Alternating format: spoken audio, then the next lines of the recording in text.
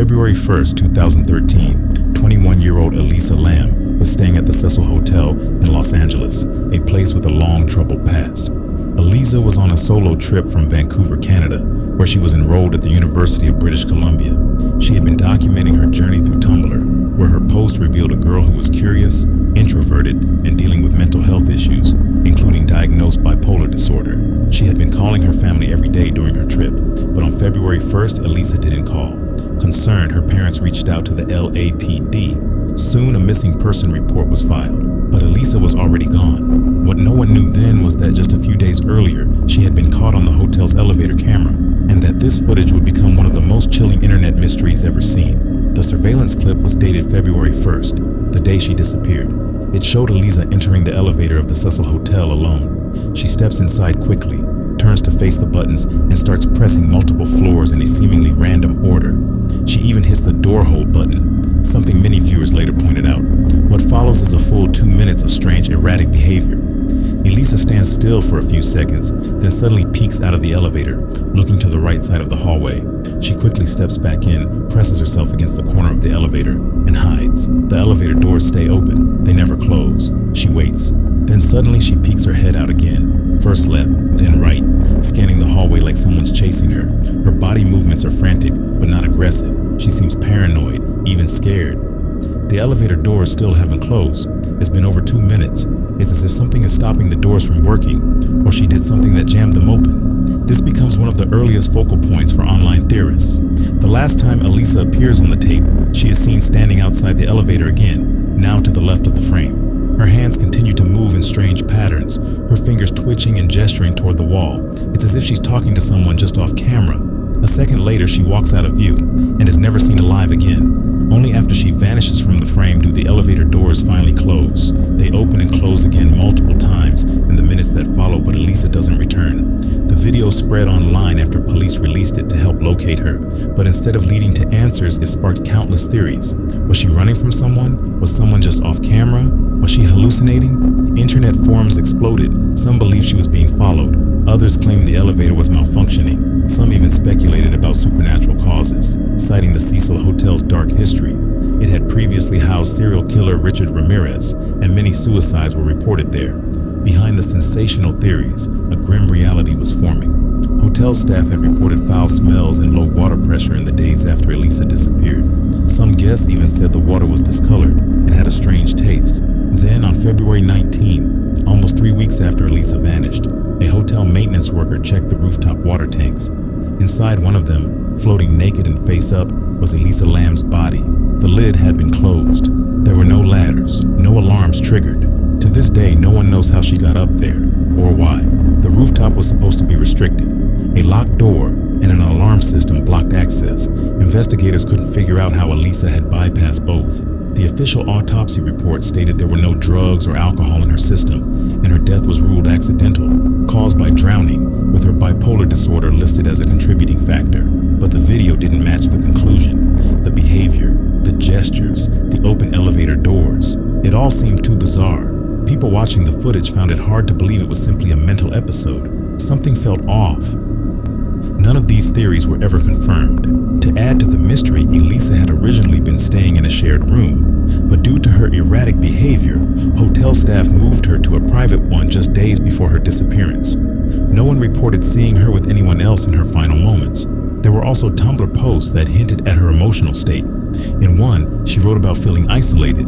In another, she mentioned skipping medication due to side effects, but nothing she posted suggested any intention to harm herself. The strange gestures in the elevator footage remained the core of the mystery. The way she hid in the corner, the way she reached out to something or someone that wasn't visible. The confusion in her eyes. It's not just haunting, it's the last known footage of Elisa Lam alive. To this day, no clear explanation has satisfied everyone. Elisa Lam walked into that elevator alone. She pressed the buttons, looked around like she was being followed, stepped out, and vanished. 19 days later, she was found in a sealed water tank on the roof.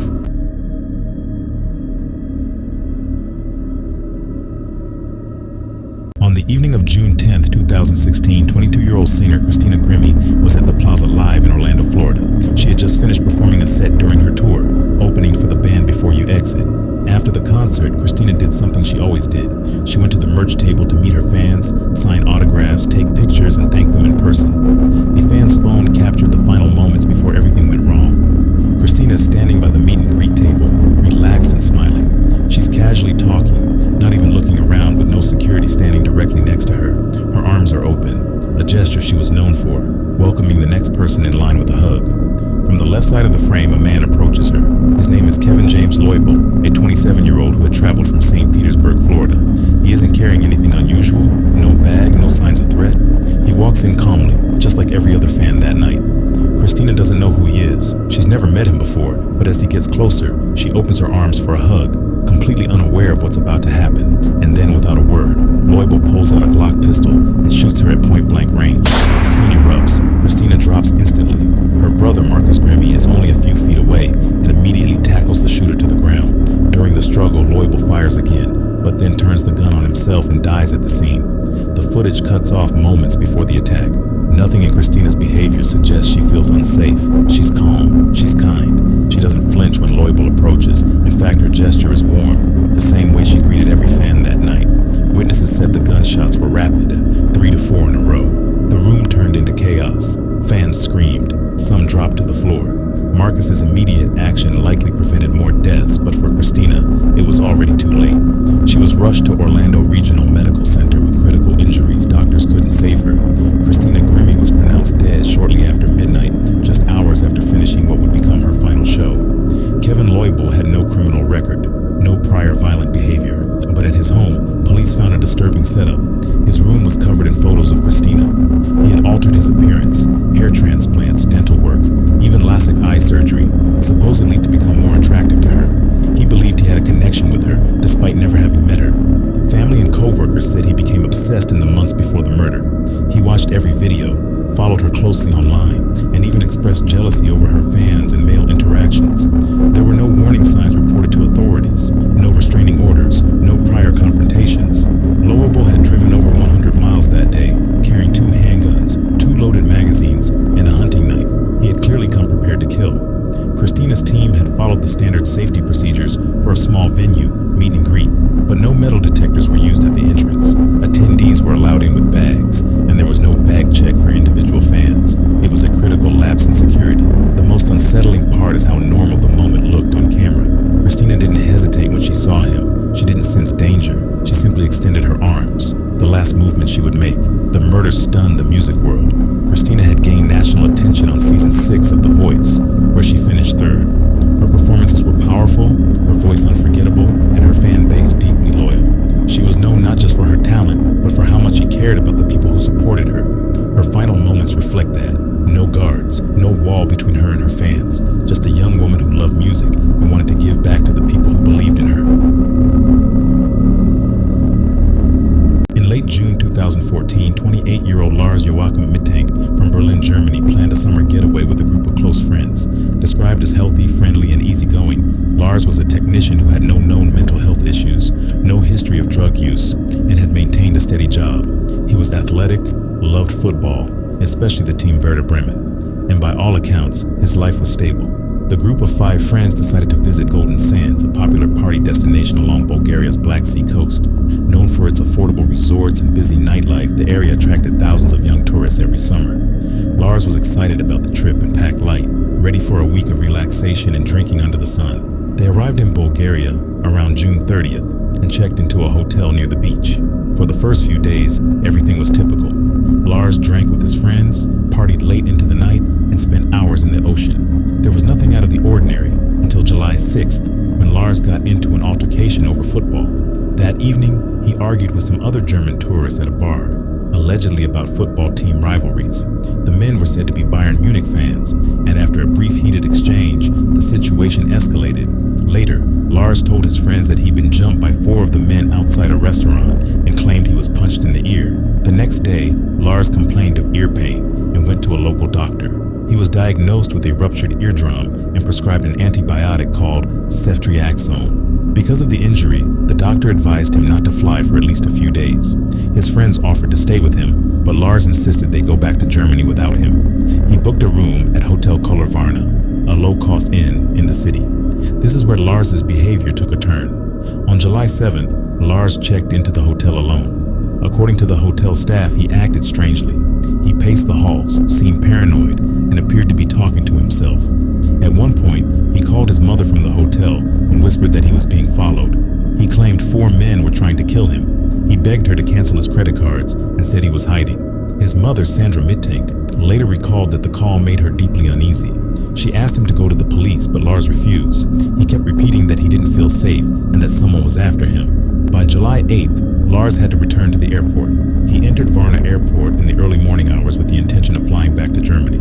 He seemed calmer than the day before and spoke with the airport doctor to confirm he was fit to fly. But during the consultation, something caused him to panic. The doctor had been accompanied by a construction worker or airport employee.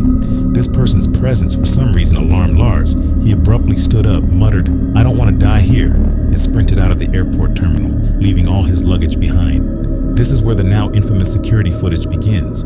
At exactly 5:55 a.m., surveillance cameras captured Lars jogging down a corridor in the Varna airport. He pushes through a set of doors and breaks into a full sprint across the parking lot. He appears disoriented, running erratically, not away from someone visible, but as if something terrifying is behind him. Outside, Lars darts past the parking lot, crosses a grassy area, and vanishes into the forest that borders the airport. No one followed him. No one chased him. His image fades into the tree line, and that's the last confirmed sighting of Lars Mittank. A massive search followed. Police, volunteers, dogs, and helicopters combed the area for days. They found nothing. No clothing, no signs of struggle, no body. It was as if he disappeared without a trace. His mother traveled to Bulgaria and stayed for weeks, handing out flyers, speaking to media, and pleading for information. She remained adamant that Lars had no mental health history and believed that something or someone frightened him deeply in Bulgaria. The case grew colder over the years, but online sleuths kept it alive. The footage of Lars fleeing the airport went viral and has been viewed millions of times. To this day, it remains one of the most haunting last known footage clips on the internet.